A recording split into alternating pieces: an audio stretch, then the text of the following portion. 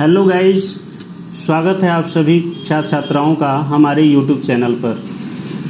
बहुत बहुत धन्यवाद आप सभी छात्रों का जो हमारे प्रथम डिजिटल क्लासेस को इतना सारा प्रेम दिया और सराहा, और आशा करते हैं कि आप सभी हमारे कंप्यूटर क्लासेस के वीडियो को और भी छात्र छात्राओं के बीच शेयर करेंगे और कमेंट में हमें ज़रूर बताएंगे कि मेरा वीडियो कैसा लगा, ताकि मैं बच्चों के बीच नए नए कंप्यूटर क्लासेस के वीडियो को शेयर कर सकूं। आप सभी को धन्यवाद। है डिजिटल क्लासेस, ठीक है। तो डिजिटल क्लासेस में जो है आपके सामने पिछले चैप्टर की तरह जो कि कुछ चीज़ें हैं जिसे आपको समझना चाहिए और जानना चाहिए, और ये सब चीज़ें बस आप लोगों के लिए इसलिए लाते हैं ताकि जो कि कुछ चीज़ें पूरा तो नहीं हो पाता है 100% किसी के लिए भी, लेकिन अगर उसमें से 10% भी आपके पास हो जाता है तो समझिए बहुत बड़ी बात है, ठीक है। आपके सामने है स्क्रीन पे, पढ़िए। शायद हाथों की लकीरें मंजिल तक ना पहुंच पाएं, मगर आपकी मेहनत जरूर जो है कि जीवन भर साथ दे सकती है। अगर हम सभी 10 मित्र अगर साथ में बैठे हुए हैं तो दोस्त कितने दिन तक साथ में टिकते हैं? जब तक आपसे उनकी ज़रूरतें पूरा होती रहती है। जब ज़रूरत वहाँ पे ख़त्म हुई तो आपको भूलना शुरू कर देते हैं। लेकिन जो हमारे कर्म होते हैं, जो हमारे जो है कि मेहनत होती है, ये सारी चीज़ें कभी नहीं साथ छोड़ने वाली होती हैं। आप मान लीजिए हाई स्कूल से लेकर के इंटर, BA, MA सब कर लिए, क्या आज तक कोई पढ़ाई आपका कभी साथ छोड़ा है? जोड़ घटाना गुणा भाग आ गया, वो कभी आपका साथ छोड़ दिया? नहीं छोड़ता है। तो ये सभी आपके कर्म हो गए, आपकी मेहनत हो गई, जो लाइफ टाइम तक आपके साथ देने वाली होती हैं। दूसरी चीज़ें यहाँ पे हैं, शायद इसे आप लोगों ने सुना भी होगा और पढ़ा भी होगा। इतिहास लिखने के लिए कलम नहीं बल्कि हौसलों की आवश्यकताएँ होती हैं, ज़रूरतें होती हैं। आपको हौसला के साथ चलना पड़ेगा, हौसला अफजाई करना पड़ेगा कि मुझे ये लक्ष्य प्राप्त करने हैं, तो 100% वो मिल के ही रहेगा। आप चौराहे जाते हैं ना मार्केट करने के लिए, मुझे ये सामान लेनी है, अगर आपको एक दुकान पे नहीं मिलता है, दूसरे पे जाते हैं, तीसरे पे जाते हैं, हौसला नहीं मरता है आपका। हौसला अफजाई रखे रहिए, आपके सामने बना रहेगा, आप उसे ज़रूर किसी न किसी दुकान से उस चीज़ को प्राप्त आसानी से कर सकते हैं। चलिए फिर आगे आते हैं हम लोग। आज का जो चैप्टर है, ज़्यादा समय नहीं लेंगे आप लोगों से, बस 10 से 20 मिनट के अंदर ये चैप्टर को हम आपके सामने रखेंगे, जो पिछले चैप्टर के बाद का है। यानी कि ये आपका जनरेशन ऑफ कंप्यूटर के बाद हमें पढ़ना है कि कंप्यूटर कितने प्रकार के होते हैं। लेकिन थोड़ा सा हम बैक करेंगे कि कंप्यूटर के विषय में आप लोग जानते क्या हैं। कंप्यूटर को बताया गया है ना कि इसका इतिहास बहुत साल पुराना है, बट हम लोगों के बीच में 2-4 दशक अगर पीछे से अगर लिया गया है वही काफ़ी है। मान के चलिए हम लोगों के बीच में कितने दिनों से आया है, बहुत हुआ होगा 40 से 50 साल पीछे से आया होगा। लेकिन इसका जो विकास शुरुआत हुई है, विकास का इतिहास बहुत ही पुराना है। लगभग 16वीं शताब्दी से इसका स्टार्टिंग हुआ कंप्यूटर का। अब इसमें जो कि हमें यह देखना है कि कंप्यूटर कितने प्रकार के होते हैं, टाइप्स ऑफ कंप्यूटर। तो आपके सामने कुछ डायग्राम रखे गए हैं जिसे आप लोग आसानी से पढ़ सकते हैं। लिखा हुआ है बेस्ड ऑन मैकेनिज्म। मैकेनिज्म क्या होते हैं पता है? मैकेनिज्म का दूसरा अर्थ होता है डिवाइस। डिवाइस मीन्स यंत्र। डिवाइस शुरू से पढ़ते हैं तो डिवाइस पता है, उसी को थोड़ा सा तब्दील कर दिया गया, मैकेनिज्म कर दिया गया, तो दिमाग से उतर गया। ये जानना होगा आपको, इसलिए कुछ वर्ड हमने चेंज भी कर दिए हैं। तो यहाँ दिया है बेस्ड ऑन मैकेनिज्म, यानी कि यंत्रों के आधार पे कंप्यूटर को कितने भागों में बांटा गया है, ठीक है। तो इसमें है आपका पहला है एनालॉग कंप्यूटर, दूसरे हैं डिजिटल कंप्यूटर, और तीसरा होता है हाइब्रिड कंप्यूटर। तो उसके बाद जो है बेस्ड ऑन पर्पस, उद्देश्यों के आधार पे भी कंप्यूटर को बांटा गया कि हमारे उद्देश्य क्या हैं, उस बेस पे किन किन कंप्यूटर का हम प्रयोग कर सकते हैं। तो आपके सामने चार्ट में डायग्राम में दिया हुआ है general purpose computer and special purpose computer. General purpose क्या होता है? सामान्य उद्देश्यों के आधार पे, जो हम सबका हो सकता है, आम हो सकता है। और स्पेशल पर्पज कंप्यूटर क्या होते हैं? विशिष्ट उद्देश्य, कुछ किसी खास काम के लिए, जो सबके लिए नहीं हो सकता है, किसी खास काम के लिए जिन कंप्यूटर का प्रयोग करते हैं उसे क्या कहते हैं? विशिष्ट उद्देश्य कंप्यूटर या फिर स्पेशल पर्पज ऑफ कंप्यूटर। तीसरा नंबर है based on size and work. Size means आकार, वर्क मीन्स कार्य, यानी आकार और कार्य क्षमता के आधार पर देखा जाए तो कंप्यूटर हमारे सामने micro computer, mini computer, mainframe computer and super computer के साथ साथ एक बढ़ा गया वर्क स्टेशन कंप्यूटर। क्लियर? तो इसको हम थोड़े सी आगे बढ़ करके इसको करते हैं। देखिए, कंप्यूटर में जो आपके बेस्ड ऑफ मैकेनिज्म में है, इसमें पहला कंप्यूटर है क्या? कौन सा है? स्क्रीन पे दिख रहा है कि नहीं? दिख रहा है। पहला होता है एनालॉग। इसमें हमने कुछ रिटन भी किया है, कुछ डायग्राम की मदद से भी समझाया है। तो पहला जो है एनालॉग कंप्यूटर होता है। इसमें लिखा हुआ है एनालॉग कंप्यूटर वे कंप्यूटर होते हैं जो भौतिक मात्रा है, जैसे टेम्परेचर, प्रेशर, लेंथ और हाइट, इन सभी से संबंधित काम करते हैं और उनके परिणाम को माप करके अंकों में प्रदर्शित करने का कार्य करते रहते हैं। आपको मान लीजिए तबीयत डिस्टर्ब होती है, बच्चों को बुखार होता है, तो किसके पास जाते हैं? डॉक्टर के पास। डॉक्टर जो है कि आपके टेम्परेचर को मापने के लिए किस यंत्र का यंत्र का इस्तेमाल करता है? थर्मामीटर का। उस थर्मामीटर में क्या होते हैं? पारे होते हैं, ठीक है। वह आपको एक डिजिट के माध्यम से बता देता है कि इतने % तक आपके टेम्परेचर हाई लेवल है। आजकल के आधुनिकरण में देखा जाए तो क्या होता है? डिजिटल जो है कि आपको जो है कि थर्मामीटर मिल गया, आपको दूर से ही स्कैन करके बता दिया जाएगा कि आपके शरीर का टेम्परेचर कितना % है। क्लियर? तो ये सभी हमारे एनालॉग कंप्यूटर के अंतर्गत आते रहते हैं। दूसरा है डिजिटल कंप्यूटर। डिजिट का मतलब क्या है? अंक से होता है, यानी कि वह कंप्यूटर जिसमें गणना करने के लिए डिजिट का प्रयोग किया जाए वह हमारा डिजिटल कंप्यूटर होता है। ठीक है। इसमें क्या है?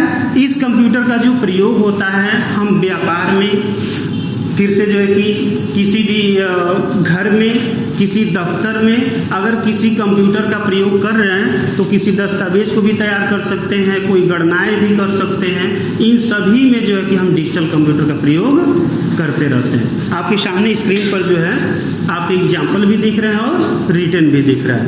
Are you sure? चलिए, तीसरा इसमें आता है हाइब्रिड कंप्यूटर। हाइब्रिड क्या होता है? एनालॉग आपने देखा, डिजिटल देखा, दोनों के विशेषताओं को यदि हम प्लस कर देते हैं, इक्वल कर देते हैं, तो जो काम हमारा एनालॉग करता है, जो कार्य हमारे डिजिटल करते हैं, इन दोनों के विशेषताओं को मिला करके जो है कि हम हाइब्रिड कंप्यूटर के साथ कर सकते हैं। इसका जो प्रयोग होता है, खास तौर से देखते हैं आप पेट्रोल पंप पे जब कभी जाते होंगे तो जिस मशीन के पाइप के जरिए हम पेट्रोल लेते हैं, अभी तक पाइप को कैसे पता चल जाता है कि 1 लीटर गिर गया, अब यही रोक दो? उसमें खास किस्म के वैसे जो कि मैकेनिज्म जो है लगाए रहते हैं ताकि वो पता कर लेता कि मुझे अब 1 लीटर पे इसको स्टॉप कर देनी है। उसमें देखते होंगे पहले, इस समय तो डिजिटल आ रहे हैं, उस मशीन में डिजिटल दिखा रहा है, डिजिट पे आधारित।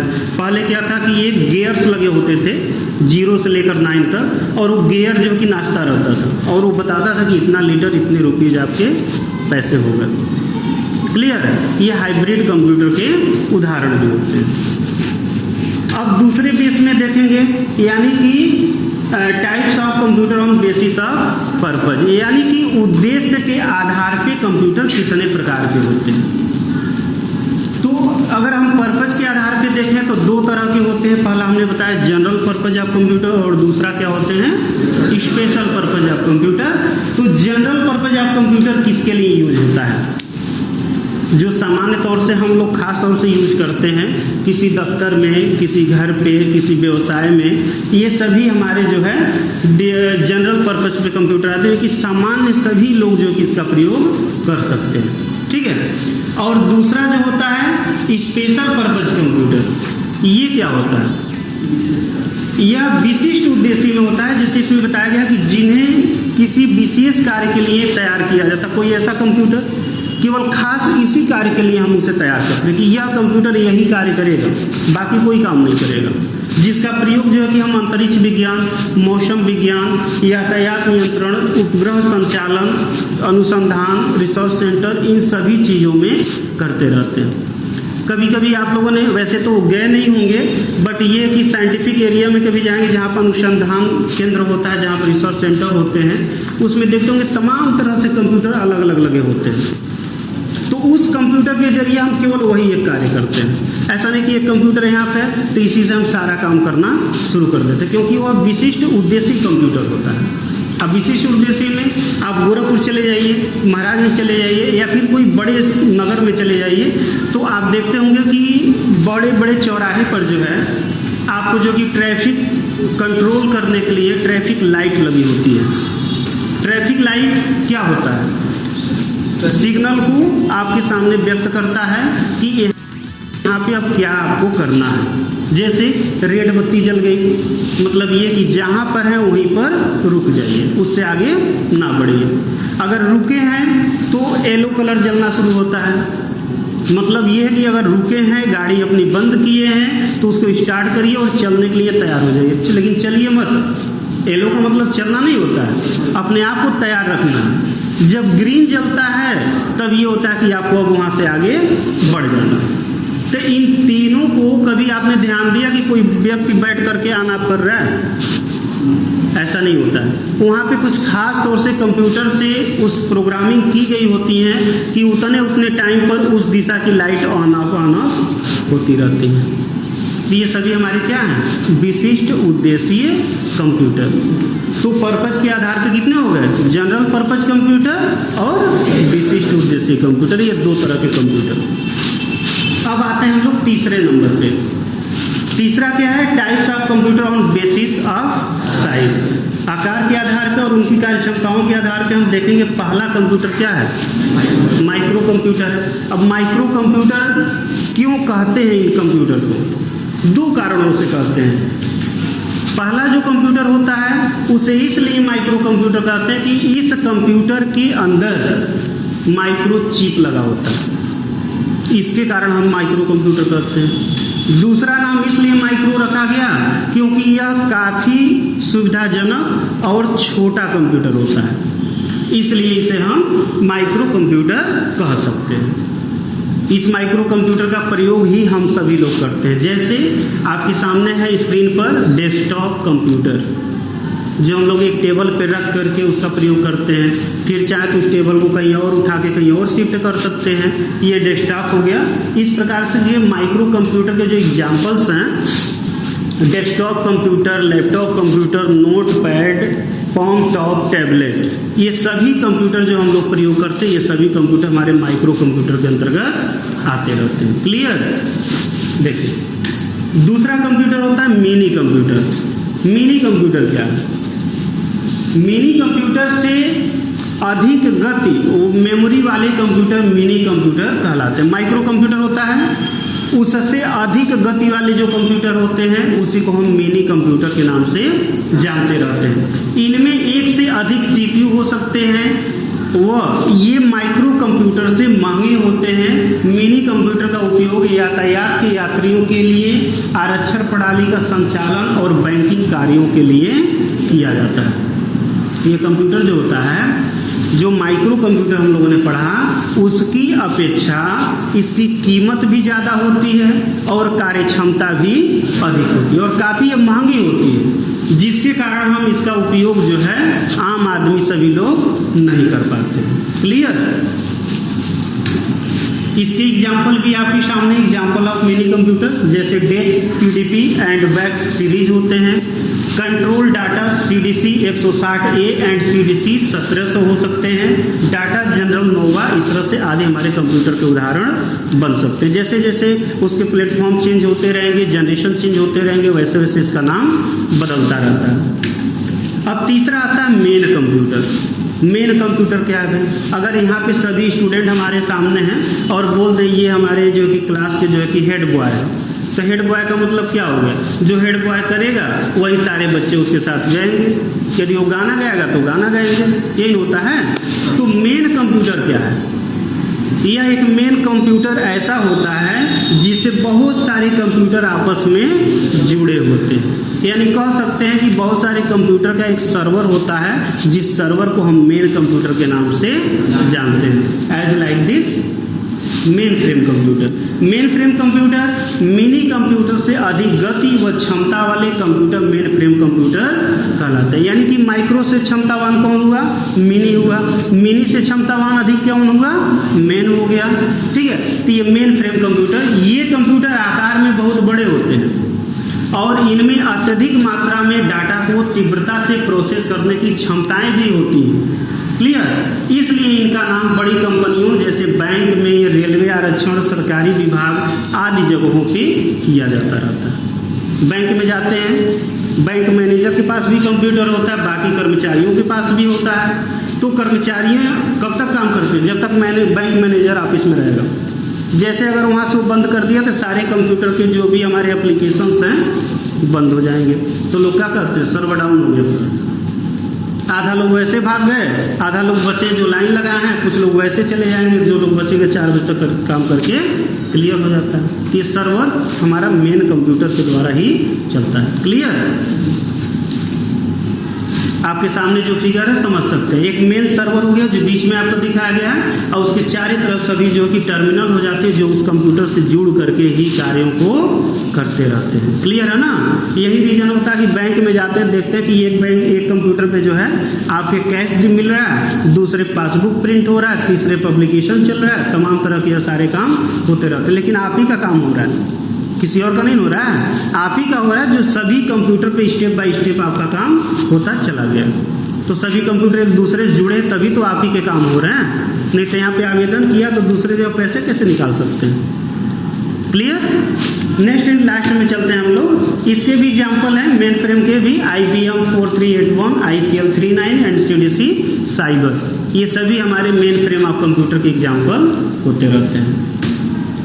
चौथा आता है हमारा सुपर कंप्यूटर। सुपर कंप्यूटर के बारे में आप लोगों को पहले भी चर्चाएं की जा चुकी हैं, तो इसमें हम थोड़ा सी और एक बार और हम लोग समझेंगे और जानेंगे कि सुपर कंप्यूटर होता क्या है।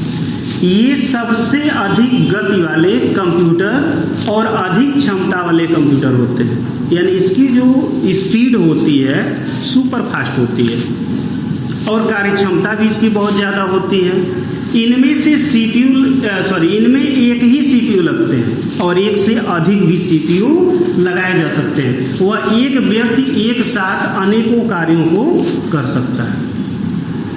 ये सुपर कंप्यूटर, ये कंप्यूटर सबसे महंगे होते हैं और आकार में सबसे बड़े होते हैं। इतने जितने भी कंप्यूटर बताया गया है, अगर सुपर कंप्यूटर को देखा जाए तो सुपर कंप्यूटर सभी कंप्यूटर से बड़ा होता है।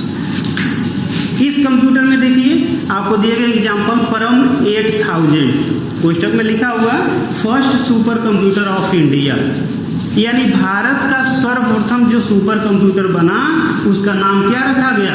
परम 8000। उसके बाद आते हैं IBM समिट, सनवे, थायोलाइट और NUDT 92 और क्रे HPE डेनिट और क्रे HPE टेनिटी।